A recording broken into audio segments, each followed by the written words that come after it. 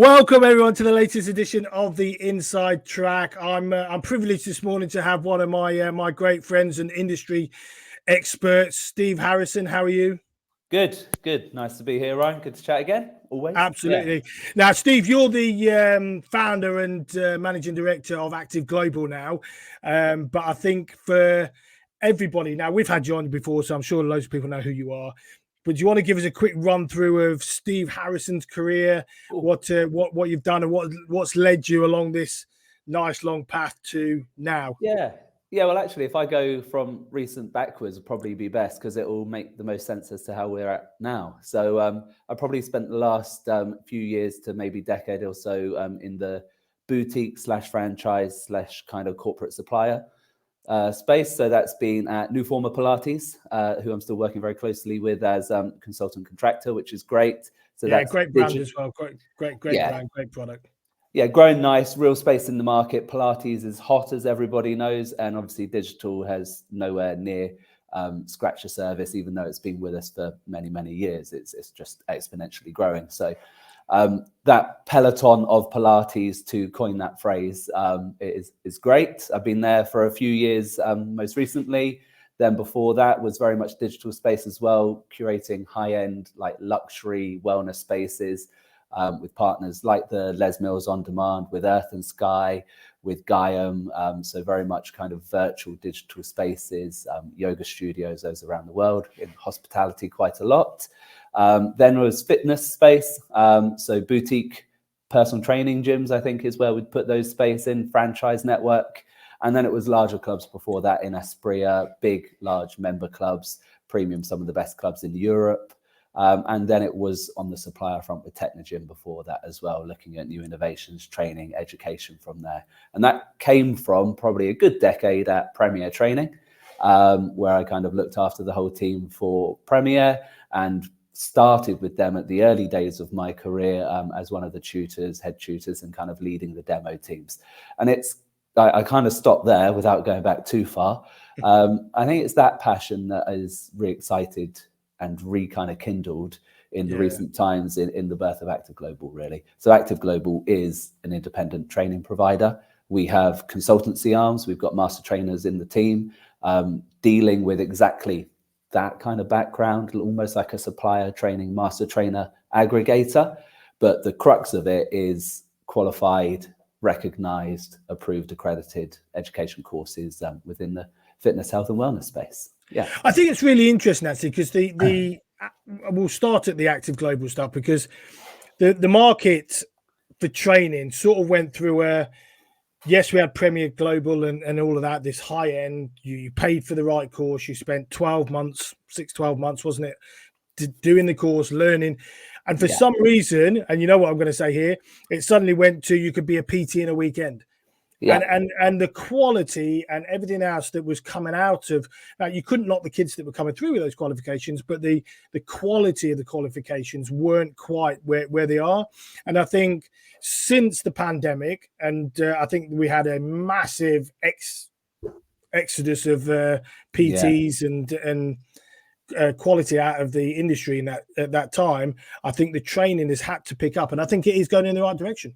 I think it's a really exciting space, and I think it's a needed space and will always be a needed space, which is what I tell myself as a founder.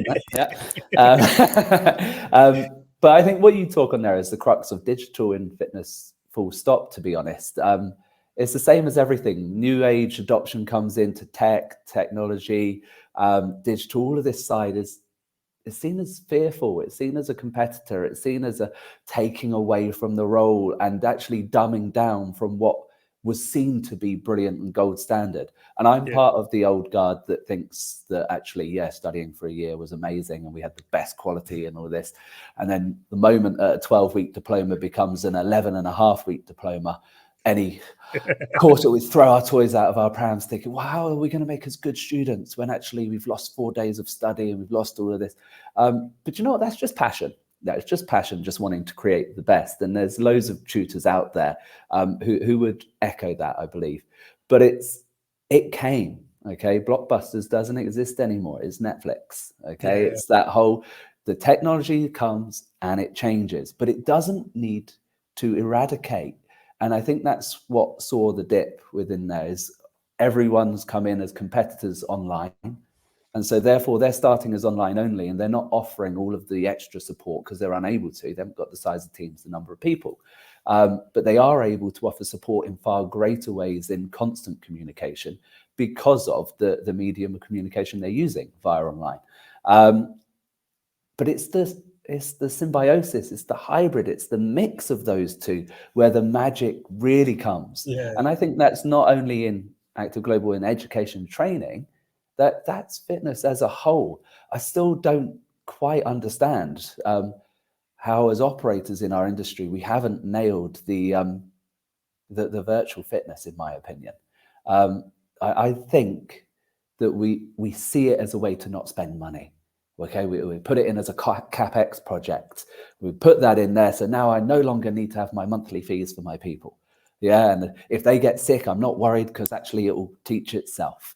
Okay, and actually if they're not at this level of qualification, it doesn't matter because it will teach itself. And you're like, okay, so what you've done is you've gone for safety, security, and trying to take out your monthly operational costs. Don't get me wrong, I don't disagree from a business point of view, and I've probably sold products in on that same remit, but it's missing it. It's like you do both. Why not elevate the space, bring in all of the digital elements, have parts of the class automated, and relinquish some of that stress and that kind of tether from the instructor to really bring out extra bits in themselves, whether that be communication, whether it be entertainment, whether it be one-to-one kind of like specific teaching points, getting around the class more, whether it be bringing in and setting up the second part of the class. But you can elevate an experience so much because you've got two tutors now, or two trainers, two instructors. That's a really interesting point. If you look at the likes of U-Box and 9 Round and them sort of, that's what they've done. They've effectively got their stations, put the TVs on the wall. So that's your exercise. But they haven't removed the coach. The coach is still there. But what they are removing is that basic instruction that's not needed. And they almost then become motivators. They become making sure that they're someone's doing it right rather than making sure it's perfect, if that makes sense. So the client who's done it loads of times can look on the screen and go, right, we're squatting, whatever. Now the instructor can take that time with the newbies, with the guys that aren't quite got the right technique. And now you're taking that class to another level because you're not having to do the basics. Absolutely. And the boutique space has done it in its boutique way, and it's done it very, very well. But it's not mainstream across the board. And I just think it really can be, because actually across the board, and I'm talking local authority leisure centres, I'm talking your kind of your gym on the street corner, okay, like those kind of areas where actually it makes life easier to get a higher quality of end product. And whether that be a class, or circle this back to Active Global, whether it be an educational program that's going to take you 5 weeks, 10 weeks, 15 weeks to go through, knowing that actually you can go at your own pace, you can interact with the elements of this class, this instruction that work for you, that resonate for you, that work with your learning modalities, and that actually your person, your actual in-person tutor is there at any moment. So on our Active Global ones, we give you access to connect with your coach at any time in a video call similar to this. And that's ongoing throughout the life course of any of our workshops. And it's just nice, and it's scalable. And it means that each person you have interactions with gets that ongoing support without ever losing what you said, where it started to go down, the ultimate of where we thought it was the best, which is actually the trained tutor and their expert knowledge being able to impart on them with feedback. Because I think you need to be able to see feedback to get the most. It's great having records and lives, but actually the ability to ask questions, get immediate response is invaluable. And then being able to share that with peers and in a community way as well. You don't want to kind of lose the classroom effect. The classroom effect just doesn't need to be in a physical classroom that you're in at that moment. So just so that people understand, when you teach, do you do that group coaching environment so that you do get them, whether it be on Zoom or whatever the platform you use, so there's more than one person that you guys are teaching to, so it's not all video, it's not all... So we do, so it's kind of a medley of all of it. So we have the full online course, which is pre-curated materials, okay, and it goes through home learning study assignments, it has worksheets, it has all of the reading course manuals on it, has videos on it, etc. You follow that at your own pace, but then there are what I call nodule kind of nudges, and they're there. Now that you've completed this, we recommend that you reach out to your tutor, book in a one-to-one video right now. You feel free to go on to the next module if you want to, but actually we're available. We're here booking a one-to-one. So you do that. Then we also have on a, it is good because actually, I don't know why not, but some people don't want it. Okay. And so it's not forced down your throat. It's the whole kind of, you walk around Selfridges and you go, can I help you then? You're like, no, I'm just browsing. You're like, you do want help, it's okay. And in a minute you see them looking at you, so you got to go back again. It's the same as a PT, a gym instructor on the gym floor. But actually they don't always want it right here, right now at that moment. So we do those nudges constantly, as if to say, you've just achieved this milestone again, reach out, let's book in the video call, this video call here. And that's separate to the chat. So that's going constantly. And it's just so simple, but it's really valuable. And then the group one that you're on about is actually just weekly seminars that go through, and we do a double back. So we do one that's pre-recorded that goes off the back of the last one, and then we go through each module as a group setting. And so that goes in a cyclical manner so that we don't have to do courses that start in every 8 weeks, every 12 weeks. You can join it at any point and just... Exactly, and make it work for you. Yeah. So. Awesome. Now, just going back to the digital stuff quickly, because obviously you worked with Heber. Yeah. And that was pretty much, I should have used them as an example, really. But that was pretty much one of the best examples I've seen of mixing the digital and the individual coaches. Because you guys used to have one coach on there teaching, what was it, up to 10 beds? Yeah, exactly. And on the TV. It's probably a prime example of why I say, as an industry, I don't think we've nailed it yet. It doesn't mean that I don't think it's out there. It exists, but I think there's just so much more growth to go in that hybrid kind of interpersonal tech kind of balance. And Heber, or New Former as they are now, the machine has always been called a New Former. And actually as they're growing into new territories, actually they're going with that as the main brand. So Heber is New Former moving forwards. But absolutely, it's led on the machine. The instructor is on there, it's teaching. There's a whole catalog, hundreds of classes that go through that are really great. But do you know what, like, am I in a disc shape, a hollow back? Do I need a hollow? Are my shoulders back? So actually that ability to know that I'm doing it right still requires the person walking around the studio. But what's great with that is it's an individual class in a group setting. So I could go in there and I'm working on this, you're working on someone else, the person next to you is working on someone else, but the instructor is still able to teach effectively 10 classes in one, because the class is there. So the person is focusing on what they should be doing but the instructor there is creating the environment, making sure that someone's doing it right. And that's where virtual mixes nicely with personal. It's genius. It's brilliant. And if the tech is high quality and works well, it can really expand. So a New Former bed has a parametric directional speaker. So it's a little bit like going to a natural history museum, when you kind of go and look up at something and then you realize it's talking to you, that the sound is there, but you step out and you can't hear it anymore. So that's kind of you versus me, and you go into a New Former class together. I'm going to decide to do the, I don't know, running series one. And there's a session that I'm working on there, and you're going to decide to do the mobility and back strength one, let's say we go for. We both start at the same time. We're both in for the same blocked kind of session. We do completely different classes. We're into completely different exercises. And then we look to the right and I realize that actually there's someone on my side who's doing the exact same class as me. So there's no reason why we can't do the same class.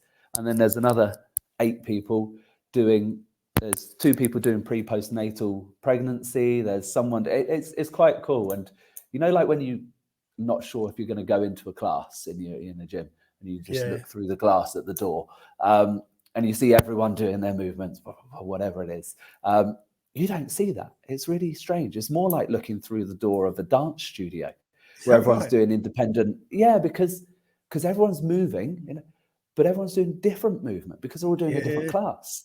So instead of like all their arms going out, actually there's someone stood up over there on the bed, there's someone at the end of the bed over there, there's someone getting one-to-one tuition. And it's more like looking at a gym where people are just moving around, but in a class. It's quite surreal, but it's really cool. I tell you what's interesting, because you talk about the speakers and you can't hear. I remember having a conversation with you a few years back, and you were trying to find TVs that didn't show the glow and didn't interfere with the next person, and trying to find a TV for these units, and it was just mind-boggling, because you just think, I'll just put a 42-inch screen or whatever on there, we're all good, but it just didn't work like that at all.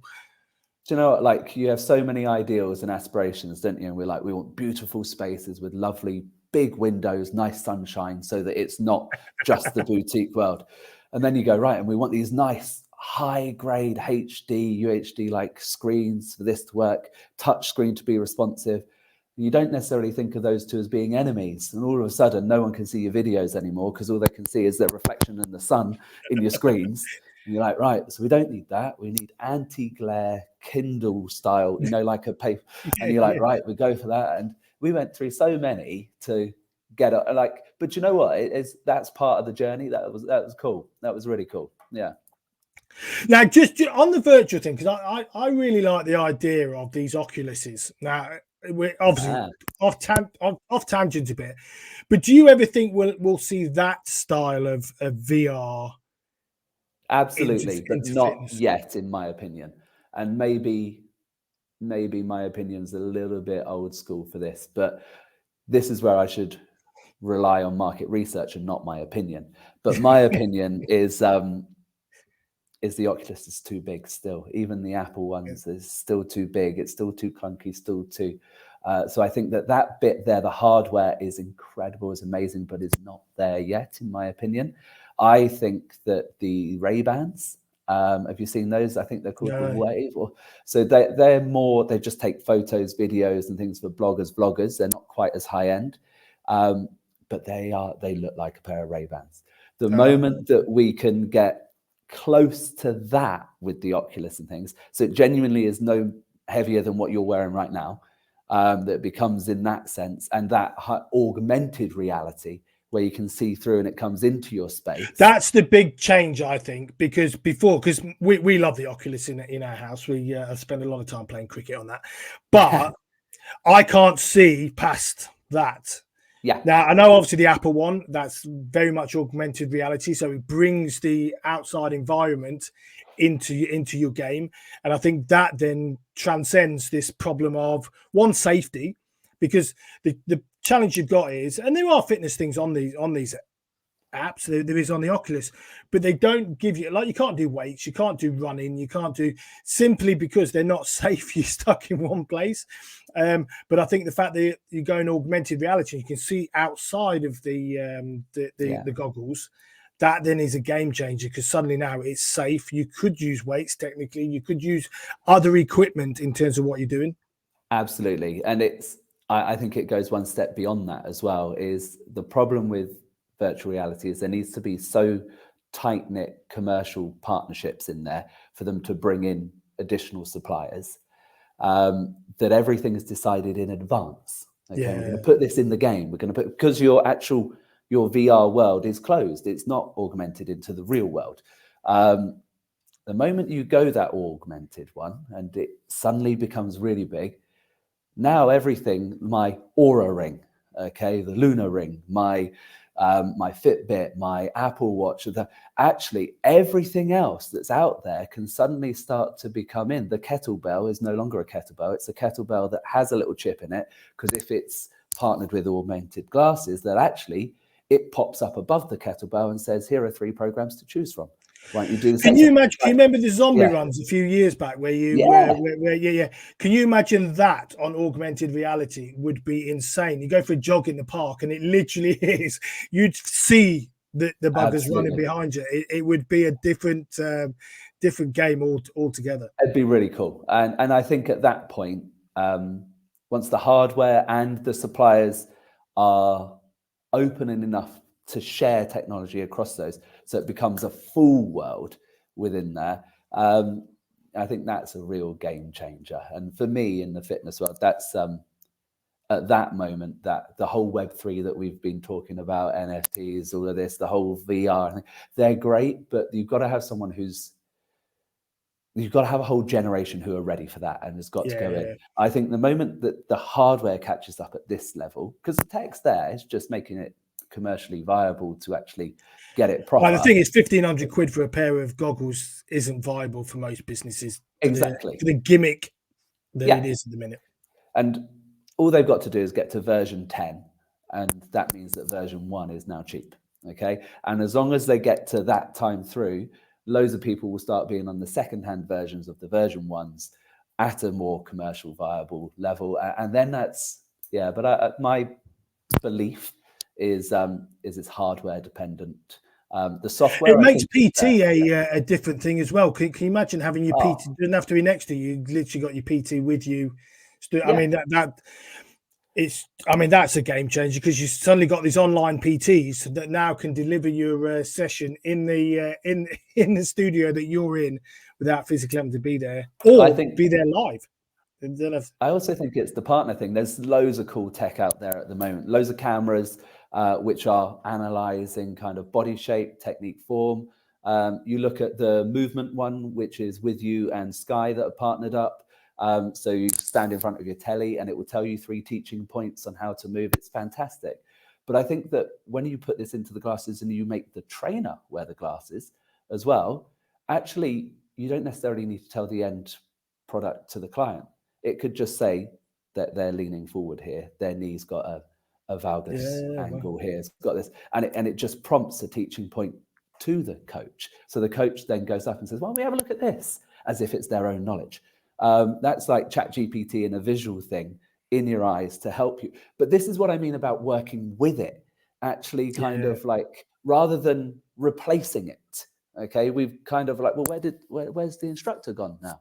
Oh, no, well, we've gone digital. We don't need the instructor anymore. We're going to save that money. And oh, no, hang on. Like, I want it to enhance my instructor who's already there, like, and to make their life easier so that they can scale. And that's when again, it's just my passion for it, but that's when I think the magic. I love talking tech with you, Steve, because I know how much you enjoy it.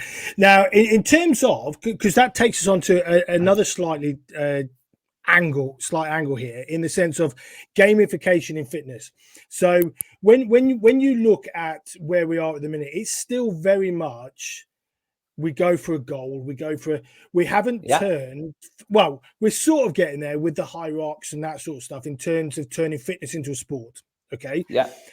But I think in terms of us to get mass movement forward, we're missing a huge market, because it's not entertainment. It's still a grind for a lot of people. It's still, I need to go to the gym to lose weight. And yes, there's a minority, and probably a bigger minority than I'm claiming here, but that physically enjoy the gym. There's probably a lot more now than there used to be. But I think we stagnated at 16% of engagement with the population, because people don't see it as entertainment. My son goes climbing. He's got into climbing at university, and he said it's the best thing he's ever done. Absolutely adores it. And so he stopped going to the gym. He's going climbing. Now, the reason that is because he's enjoying it from a fun aspect as much as he is of training. And I think that's where we're missing in the gym. So where do you think we go for a gamification? And gamification is wrong, because it's not about hitting a ball with a VR headset. That's not gamification necessarily. That's childish for a lot of people. But where do we move to this gamification to bring us out? I think as you end there, is you hit the nail on the head there. To try and achieve gamification, we gamify things.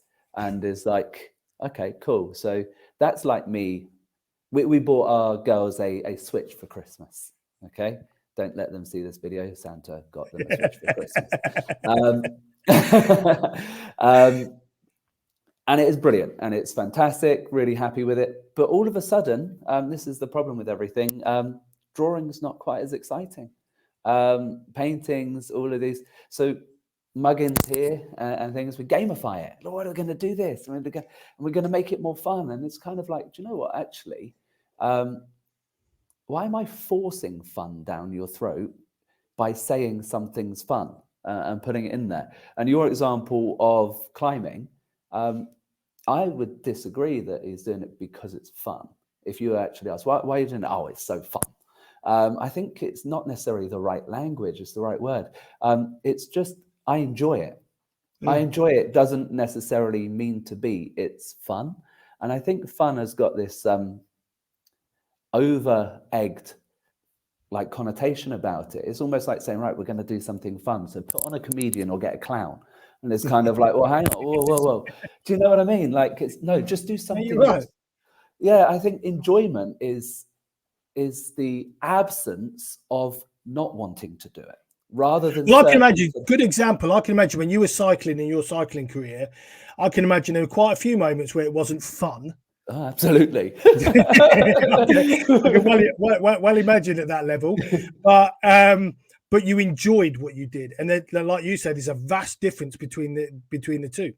Absolutely, and I think like the climbing and it's like there's a skill, and there is what would I say, immense internal gratification or feeling of self-worth, feeling of purpose, knowing that you're getting better at something, knowing that I mean, you could read it in every self-help kind of story out there, or every kind of I don't know, like philosopher's kind of story, that it's about the journey, not the end.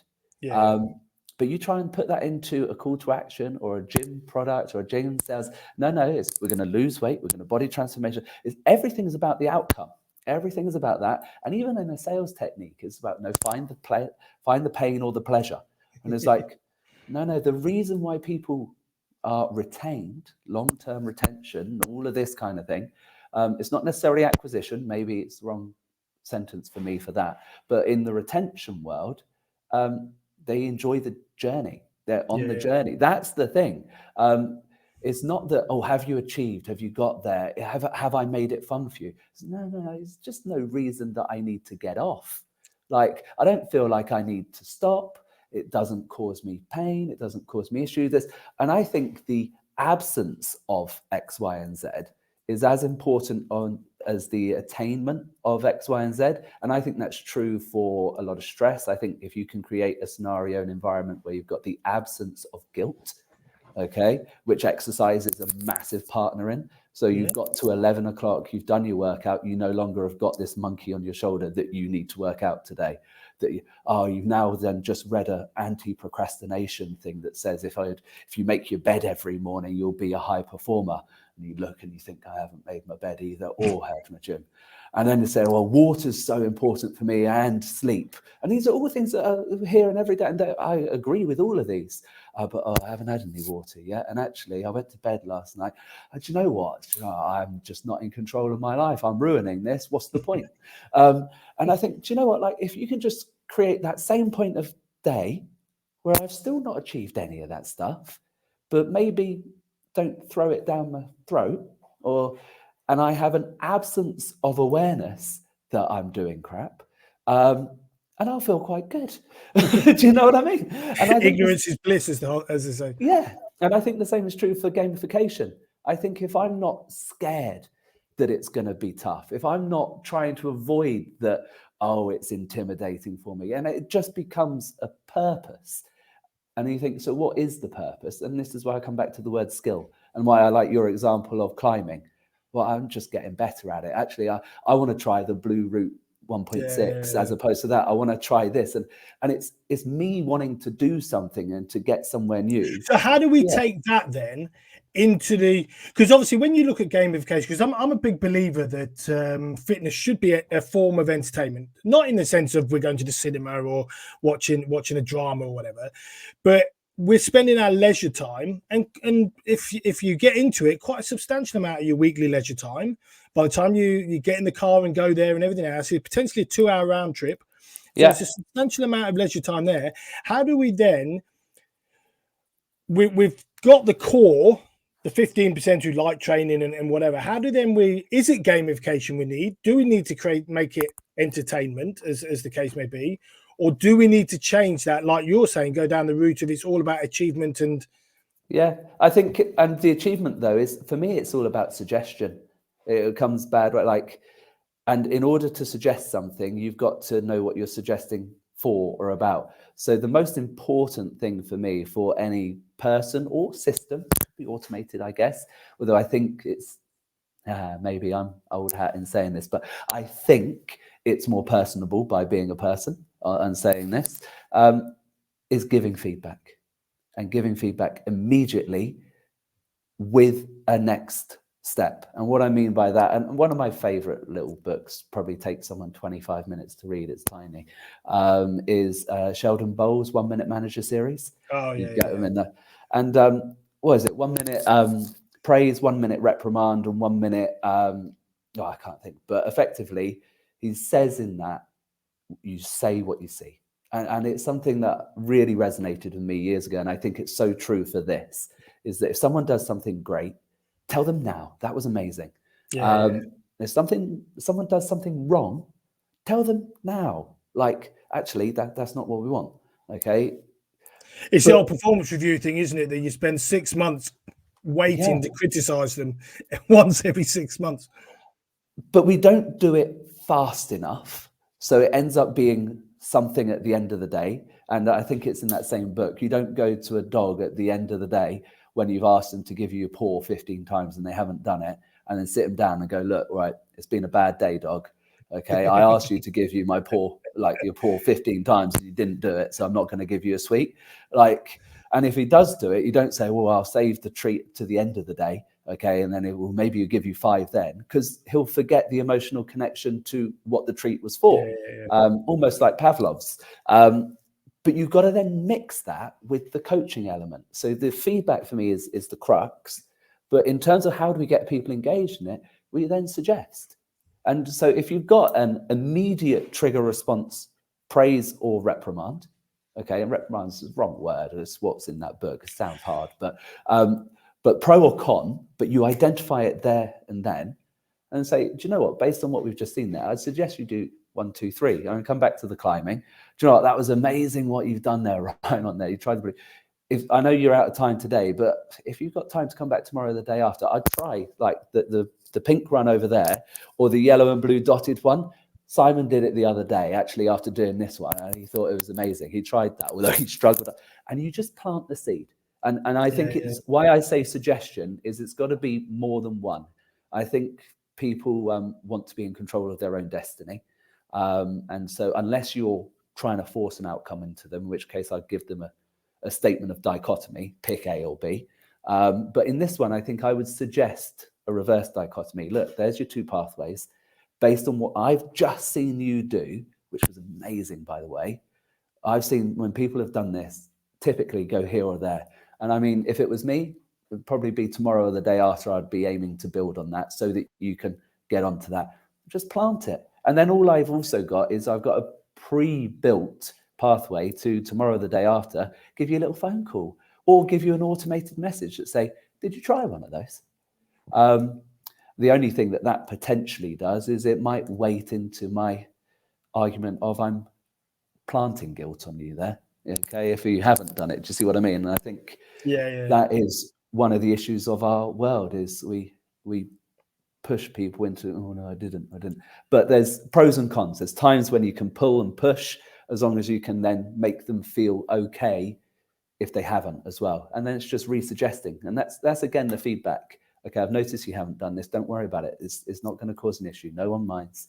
How about trying this now if you want? And it's just the constant recycle of say what you see and give the next 2 best options. And that's why it's important to still have staff on the gym floor. It's important to have that interaction where I think for a long while we were going down this horrible route. And obviously the likes of Pew Gym and all that, they have their place, obviously, clearly. Yeah. But I think we were in danger of following that route as an industry and almost becoming a non-staffed. And you're like, going, guys, that's not what we're about. We're about helping people. You only help people by interacting, seeing what they're doing, making that change. And for doing that, you need the staff on the floor. And even to Pure Gym's credit, they do still fill their clubs with freelance PTs. Now, whether that's, I don't know how good they are on the gym floor. I'm not the biggest fan of going into their clubs, but I can imagine there is a fair decent amount of interaction with those PTs because they want business for starters. But even they've realised that you can't go completely staffless because it just doesn't make sense. I agree, and don't get me wrong. I think a lot of the feedback suggestion thing that I've just talked about can be automated. A lot of it can be, but I don't think it all can be. And I think it goes further. And I think just old school kind of professionalism, communication techniques, right from the front desk, if there is a front desk, all the way through. It's all it takes is, oh, nice to see you, Ryan. Like, back again. Like, just reference the number of times that someone's seen it. It's a real nice accolade. And then tell them who their next touch point is. And then your job's done. Like, do you know, twice in a few days, Ryan, that's brilliant. By the way, Adam's upstairs. Make sure you say hello to him. He's there to help you. Boom. Like, and just say, like, 1, 2. And what I've done is I've passed the relay baton to Adam now. Where it's that whole kind of thing. It's like, just keep mentioning names. Names are so powerful, and it doesn't need to be like kind of British Airways thing of like your name, this, even if I say the name of someone else, but just keep saying names of people. Keep, like, I think it's really simple, to be honest, but it comes back to care. You got to care, and you got to want to, as long as you want to make someone's day better. Exactly. It'll work. And that's as much true for in the gym floor, in the boutique PT, in the entertainment, in the class, on an active global course. And a customer will see it. And that's the thing, that they're going to see the care. I don't think you'd ever get a bad Google review for trying your hardest, being there for someone the whole time, and yet having said the slightly wrong sentence or so. Like, no. Do you know what I mean? It's, Now it comes on to a very good point, because you know I adore how you do PT. So obviously not to blow you too many smokes, but obviously you coached a lot of people in PT. You've also delivered amazing PT, Steve. I've seen you do it. What are the key things that if you're looking to build a really solid PT business on the gym floor? Now, the one thing that always stuck out to me, and I tell all my clients now, so I've stolen this, I'm afraid, Steve, but PT is an entertainment sport. That was your quote at York Fitness Base when we were there. And And it resonated with me in the sense of, if you're looking to build a PT business, it's not about just you and your client. You need to be able to show off your skills, because everybody's watching you. So in terms of lessons to learn, if someone's looking to, I don't know, they've got a new club, they're looking to put personal trainers in and they're looking to grow that, what does that look like in terms of, because it's not just about that one-to-one session, is it? Yeah, absolutely. And that whole, if I call that a module of the kind of things that I teach there, the PT is a spectator sport. That is probably one of the most pertinent, most needed ones for when someone wants someone like me to come and help their team. Because in the nicest sense, if someone's reaching out for help with the PT team, it's because, without being a bit of a harsh man here, they're underperforming. They've got a team of people who are not busy. They think that they know everything about the body and PT and all this, and they've got a little bit of kind of divarishness in the PT. So you'll say, you know, it's amazing. So who are all your clients then? And you sit there and you think, right, okay, cool. So we're penetrating 0.01 of this member base that are in the gym. So you've got all these people who have come into your facility actively wanting this, and you're not even talking to them or showing them what you do. And then it turns around and you can see the strategies online, your marketing agencies and all of this. It says, so you give a free session. Yeah, cool, brilliant. So you can do that. And I would actually advocate that. I think it's a good thing to do. Get yourself out there. But you've got to listen to what the point of that is. All right, so you're given a free session. So you're just given your time for free as that. Why have you done it? To get that one client? No, to get a client. Okay, and it might not be that client. It might be the person they were sat next to on the rower. Okay, because at the end of the day, you've given this session for free. The person hasn't bought it. They haven't said, Ryan, I want to do this PT session with you. It was part of the gym package that they signed up. But what it is it's a showcase for you to show. So, I mean, this is where I find it hilarious with some PTs. Oh, I don't want to do it during a peak time. Oh my God. Like, you don't want to do it when the gym's full. Like, like, get the audience there and start to make them see what you do. So what is it that you do? Well, you work. Like, you're worth your money, you deliver results, and it looks amazing. So you therefore have to prove that is the key thing. You've got to prove immediate stimulus response output, which is, okay, actually, I'm going to make your squat stronger now. Not over 6 weeks, not over 12 weeks. Park that for this session. I'm not saying that that doesn't have a place. There's periodized programs that will take 4 years to get there.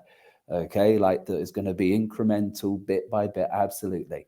But what I'm on about here is showing that you can get better now. Okay, and I can make you 10, 20, 30% better today within this hour before you leave the gym. Okay, and that is easy. It's easy.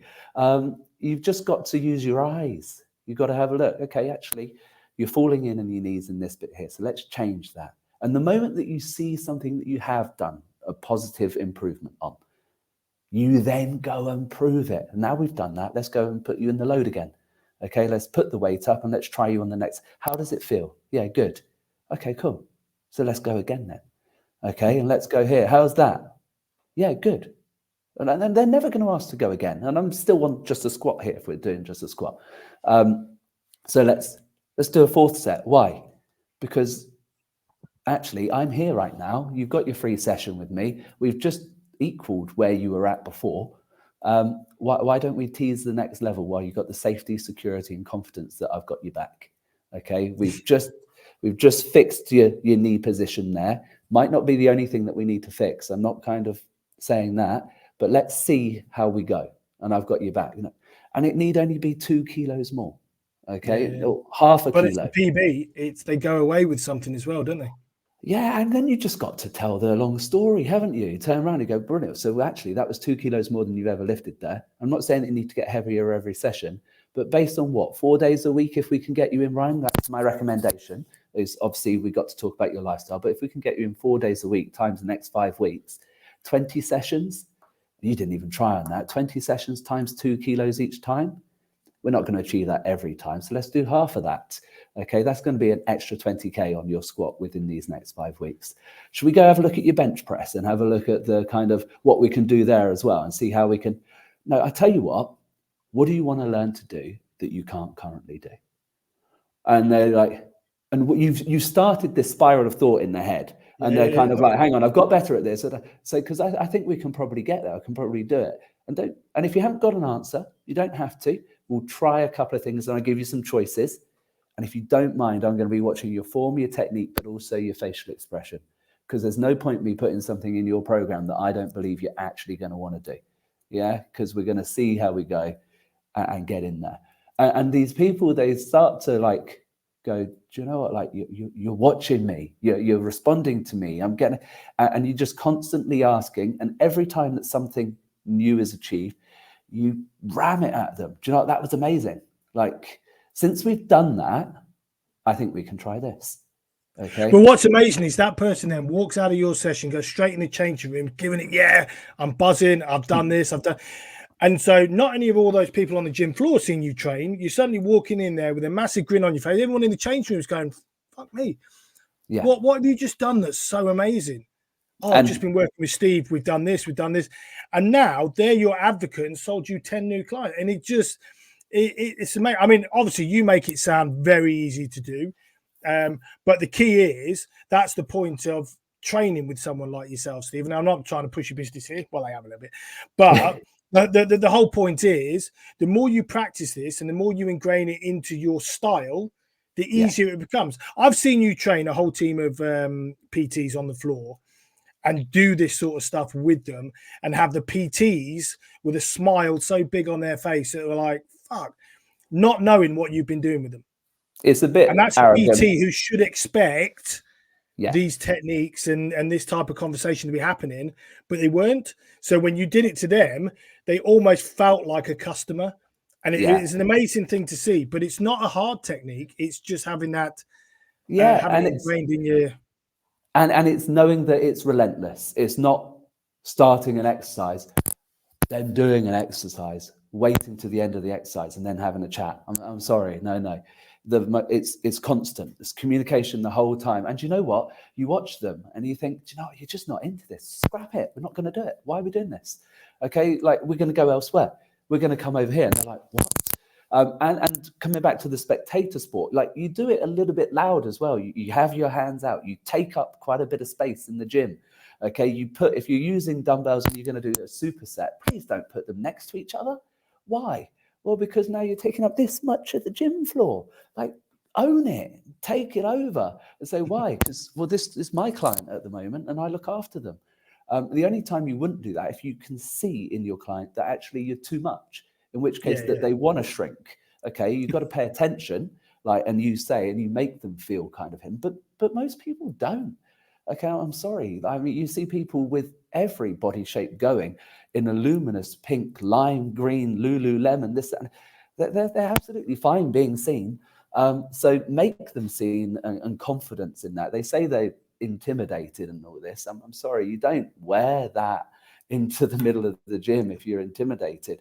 If you have any client turn up wearing lime green, which happens more now than it did 5 years ago. Don't get me wrong, we're not quite back to the 80s, but that person's telling you I'm fine being loud. Okay, I'm wearing. But also, how many clothes. people like to be praised? And there's very few. Now, obviously, you get introverts that are very introvert and they don't like that public praise. But I used to laugh at my boss because he didn't need to give me money. Well, money was nice, obviously, but he didn't need to give me the money. But the best way to get results out of me was always praise me, but praise me publicly. Don't praise me in your office. I got nothing out of that at all. My boss going, great job, Ryan, in his office, just me and him, absolutely did nothing for me. In a team meeting, going, leisure club, spa, whatever, has done amazing this month. I was buzzing, and that kept me going for the next 6 months. And that's what people want on the gym floor as well. 100%. And again, though, we run the risk of language scaring people out of action, because I agree completely, and I've even said that word there, praise. Like, I think it's so important. But actually, coming back to the fun versus gamification versus just enjoyment thing as well, just acknowledgement.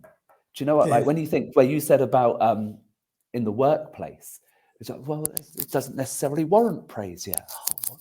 So just say, like, just acknowledge it. They've just done more effort. All they want is to be seen, to be heard, to be known, and to be appreciated. Praise, I think, is an elevated level of that. And so therefore it's even more powerful. So it's such a powerful tool. But people crave it. They want it. And they crave it when they're not even part of it, the spectator sport. Oh God, like, you making that person feel great. Like, I want to be part of that. I always turned around when people, like, before and after pictures and things like this, which I'm not really a fan of. I get their purpose. I see how they work, but I don't like that they work. I feel like it's, and I don't think people want to look like someone. I don't believe that. When they go, I want to look like you. No, bollocks. You want to feel like you think I look like I feel. Okay. That's what you want, because people will say, and I always come back to, I don't know if you ever did, this is like in one of our courses, where your learning response. So are you an auditory learner, kinesthetic, and people will say it in their sentences. Oh, I see what you mean there. Or they go, I hear you, or I feel you, mate. Like, and it's apparently, I'm not sure how truthful it is, even though I teach it and I believe it, but apparently that is your inner being telling you which one you are. If you say, oh, I feel you, it I teach that on the sales courses. You can, as soon as someone walks in and says, I'd like to look around, instantly they're visual. Yeah, but the same is true in praise as well. In that whole, I want to feel like I think you look like you feel. That's the one that is for me. And I'm there like thinking, do you know what? People say it because they go, what have you taken this morning? Or I'll have a bit of what he's taking. Okay. Or I'll have what they're drinking. That is that sentence for that. That's like, you just look happy. You look fun. You look out. You don't look like you're in pain. You look like life is easy. And what are you doing? Like, because whatever it is, I'll do it. Yeah. And that is the crux of it. And you can do that on a gym floor, you can exude that, and you can create. And I think it's so important. And where you kind of say like those workshops before, like it's a bit arrogant, but I would like to take a PT. Let's say you've got a group of 6 PTs in a class or 10 that you're teaching. And I'd like to take one and say, go on then, you pick a client, I pick a client. We're going to both pick same 2 or 3 exercises. The other 6 of you, or however you're going to watch at the moment, and you're going to vote for which PT you want. Okay. And then actually the client is going to do this as well. You put yourself out there. It is a bit arrogant, but actually it creates a competition. And it's that whole kind of like, we're doing the same thing, like, but let's do the same thing better. I read a quote on LinkedIn this morning, actually. I think it was Steve Orton, something about rewriting, what was it? The wheel, reinventing the wheel. And then someone's commented underneath and said, yeah, too many people try and reinvent the thing when actually it's that good. Why not just make it better? See if it can go with less friction. See if it can go for longer. See if it. And I was like, yeah, like it's just so pertinent. It was a good read for me this morning. And I always remember talking about wheels. I always remember before one of the Olympics, Steve Brailsford. You might have even been in the team at the time. Steve Brailsford convinced the French that the British wheels were rounder than the French wheels. That's why we were going faster. And I was just like, that is just brilliant. Because obviously it was all about marginal gains, but obviously the wheel was no different to the ones I mean, different brand. But he put it into the French heads that we actually had rounder wheels, and that's how we were going faster. And I just thought, what psychology on that one is just phenomenal. Psychology is... Yeah, I love that. Psychology is massive. I was watching the other day, Le Mans, the Ford versus Ferrari film. Matt Damon and Christian Bale. And Matt Damon, towards the end of it, he just goes over to the Ferrari pit, and there's just a nut on the side. And he just picks it up and just throws it into their pit. And then about a minute later, one of them picks it up and is like, after they pitted, there's a random nut on the floor. They all go mad. And I just look at it. It just sends me back to cycling days. And I'm just like, the gamification, the psychology of that. Like, and I look at the character of Shelby in that by Matt Damon. I'm like, that's what made you a winner. Like that thing. And it's not breaking the rules. It's not being wrong. It's not, but it's playing. It's playing the game. It's getting into people's heads. And then to not get too lost on this tangent, that back to spectator on the gym floor kind of thing. That's what you're doing, is you're getting into people's heads. And absolutely. But on the flip side, Steve, when you see PTs just stood around looking bored, not really showing an interest, it drives me mad when I walk onto clubs' gym floors and all the PTs are stood together, but yet you've got 30 people in the gym. And you're like going, guys, when they're looking at you for support, like you want them to buy PT. But what are you doing? What example are you showing? I'm not saying you need to get on the squat rack and be doing squats in between. What you need to be doing is interacting with the clients. If they see you bored or interacting with their clients and they stood next to the treadmill like this, just talking about the weekend, I don't want that. I'm not paying you 50, 60, 100 quid a session for you to ask me how my weekend was. Now, it's nice for you to ask, but I don't want you leaning on the treadmill, whatever. I want someone who's going to train me and achieve my results. So when they see that, so you can have the flip side that you're talking about in terms of make sure everyone can see an amazing session, all of that. But then you take the downside and sort of going on the other side of the coin. If you're not doing anything and it's not looking, people see that and don't buy because of that. Yeah, you could take my whole sentence and do a paradigm shift on it, which is PT is a spectator sport. And you don't need to change the sentence. It's the same thing. That person is still PTing. The person who's doing nothing. And it is still a spectator sport. There are people watching them just as much as the person trying to get people to watch them. Okay, they are just as much on show. It's just not a very good show. And it's selling the wrong thing. And that's almost more powerful. That comes back to the old kind of bad press versus good press kind of out there, kind of in marketing and everything. And what I love about that, though, is when you teach this to PTs themselves, and don't get me wrong, I don't think I've ever really taught a workshop where at the end of it, everyone hasn't gone away buzzing. Like that is almost a given, which is kind of why I love it. But I would be lying if I said that an hour in, everyone's not loving it. Sometimes you got to kind of break them out of the mold. Sometimes you got to really kind of, and I find it hilarious. I don't know what is in the psyche of this. People go, so why are you stood there then? They go, well, why would I give my service for free? Someone has told me. And I'm like, and then I'm like, I hear it and I'm like, whoa, you mean that? You mean that, don't you? You're not just saying it to me to give me an answer. Like you think that you're like some God-given gift. Like you're already here, mate. Like you've already driven, you're on shift. Like you but what are you? I don't get it. If you're at home and you've got the option of another client, you've got something else, maybe we can start the discussion of, is it worth me going to be on show, like to get there? Yeah.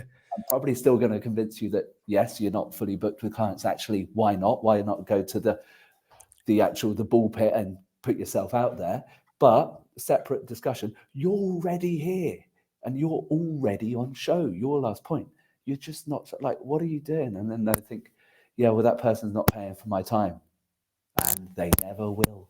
Yeah, like not with this. And I know I get a little bit passionate and angry almost at this because it does drive. I live in our industry, like have always been in it, seeing that actually, yeah, we need big data to get better. Absolutely agree. Yeah, we need kind of to activate the complete population. Do you know what? We need people that care.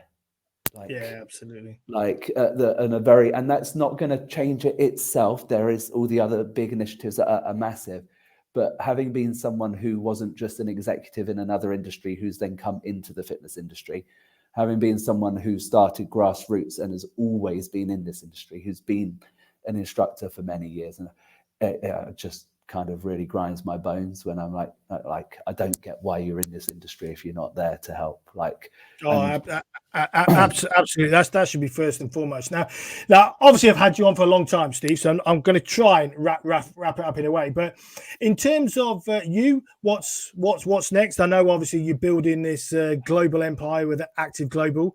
Do you want to talk a little bit about what you're doing with Active Global? Yeah. So Active Global's it's two things really. I could say three, but one is more just consultancy. So that kind of explains itself. The other two is we've got our courses. What are we building in there? We've got the mainstream. So it's your gym instructors, your personal trainer, qualifications, adding to the array of providers out there in the industry who are already doing fantastic things, giving another arm, not doing it incredibly differently, doing it very proudly with great quality. As I've said, it's mostly online with some additional like workshops and this constant dedicated. But you got a great team working with you as well, haven't you? That's the thing. So it's not just Steve Harrison's. Yeah, no, good and that's where. Yeah, and that is where the second arm really opens up as well, because we're all involved in the course delivery, all involved in the course tutoring. There's also partners in there, so everyone gets a dedicated careers coach as well, so making sure that's there. But the master trainer team that are involved in there in the tutoring also opens up the second arm of the business, which is kind of more in line with the chat of what we've been doing here on the workshops. We act as an aggregator to suppliers in the industry. So obviously my background with Technogym was looking after the education department for them as well. So we would go in and do all the training after all the installs. We'd have the master trainer would support the events, we'd do all of those, and we'd have a team of master trainers working for us in Technogym. And Technogym are an amazing company, but not everyone is Technogym. And other suppliers have just different business models, and some prioritize the training element with not as much of a budget arm. So, and some want to prioritize it further, but at the same time can't necessarily, want to invest in a full team of their own master trainers, but they would also like to offer the same level of support. They'd like to be in that realms of being able to give post-installation support training, team. I think there's nothing better when you're a new club. I mean, obviously we've done loads of pre-sales together, but it's nothing better as a new club to have someone who knows that kit inside out to walk in there and go, this is how you can deliver a session. This is, guys, did you know it could do this? Do you know it can do that? Because once you've got those tricks, you show them to the clients and suddenly the clients are wowed as well. And you're not just got a piece of kit that's, I don't know, basic leg press. It can suddenly do this, and this, and this is how you can train on it. It makes a massive difference. And they will. We always need to be respectful for the instructors in any facility are always face to face with the customer's first response, which is, why have you put in that brand new multifunction machine when we used to have an abductor machine that was, I want it back. Like, you're always going to have those customers who do it. Absolutely. They don't know how to use the new stuff. You've got to train, and they'll be fine with it. They'll be really happy, but it is education. So that kind of training, we act as the aggregator of the master trainer teams to third-party suppliers. Oh, wow. So we not only educate the actual courses, the qualifications, but we go in with the master trainer team. So I've got guys across the country who are all fantastic. You're talking between us, there's probably not an equipment supplier there we haven't been a master trainer for amongst the team. Some of the boutiques, we've got like the Hyper Ice, the Power Plates, the spinning, the TRX master trainer teams all within there as well. And so we can go in and effectively deliver a turnkey solution for someone who might typically maybe be an undercut supplier solution. They might normally be a slightly cheaper option. And so because they're cheaper, they don't have this. And but it allows them to increase their brand, doesn't it? Because suddenly they're able to offer this, and it's not costing them the same level as hiring 5 master trainers at 100 grand a year or whatever. Obviously overall, not each. But it's so it's cost effective, but also it allows them to elevate their brand exactly to the sort of standards of the Technogyms and stuff like that. Because suddenly going, we can offer that too. Absolutely. Exactly. They don't have to commit to it for the long haul, but they can offer the service. And then if their customers want to value it and take it out of their tender process, then we come in, deliver it, and they have full peace of mind that our team is vetted, accredited, validated, and comes with quite a decent track record of the master trainer delivery. So it really will enhance the product without them having to make it a 3-year strategy decision. Right, we're going to invest in this arm of our business. Do you see what I mean? So it's a really, and that's the bit that's really taken off quite a lot faster than I thought, because it's obviously what me and the guys do. But at the same time, it was something I thought a lot of the guys who were already partnering with some of our suppliers, or our supply to them, depending on which way you talk about that, that I thought they had it in hand a bit more than some of them did. So actually, a lot of the conversations we've had in creating this was almost kind of like a thank you, like, we would love you to take that off our hands and actually just saved our bacon. So that's going really well. And then coming back to the main qualifications side of it, we're not there yet with where I want to be on that, which is actually to then use exactly the feedback of that to start creating a lot more CPD courses. I know it's out there, but I want to have a very big, extensive range of smaller courses, not just the mainstay, because I think they're the ones that will kind of really build our brand and keep us really current in there. I'm really keen to kind of grow short courses in the longevity space, because I think it's important at the moment. But I also think that the same is true for then the next generations coming through. And I want to do it on age groups. I don't really want to be talking Gen Zs and all of this terminology. Just want to kind of be talking each population age group through each specific population. So a prime example is, yes, we offer a pre-postnatal qualification course, but I want the advanced courses that we haven't got available yet, that we'll be developing, to be pregnancy approaching menopause. Do you see what I mean? For the older lady, actually pregnancy for the younger lady in here. And actually, because we study out of that, and there are guidance documents in there that we have to adhere to, obviously, but they assume an age. They assume that it's a pregnant lady. And it's kind of like, whoa, hang on. A 20-year-old pregnant lady versus a 50-year-old pregnant lady is very different. Physiologically, psychologically. I mean, the 50-year-old might have thought it was never going to happen. So like you've got a whole, and you've got to convince that person that it's going to be good for them to exercise through their pregnancy. No, well, that's the other thing, isn't it? It's just like, well, there's so many risk factors. The last thing they're going to want to do is go, oh, do you know what? I'm going to cut my exercise. I'm not taking any risks whatsoever with this. And you actually go, well, no, you want to do this. Exactly. Psychologically, rightly so. Like you would be like, it's so precious. It's there, but actually, no, like you're still going to be. So there's a lot of knowledge support in, and that's just a tiny niche topic, if you see what I mean. It's really interesting, though, Steve. Oh, no, go on, sorry. I was only going to say, I don't want to bog down and lose sight of our core quals, which are level 2s, level 3s, level 4s. Okay. But at the same time, like learners deserve to have access to that knowledge and from them. So that's the area of the business that, whilst it's not there yet, that I'm so excited to get to start building in those, because there's a lot that we've got earmarked to be developing in.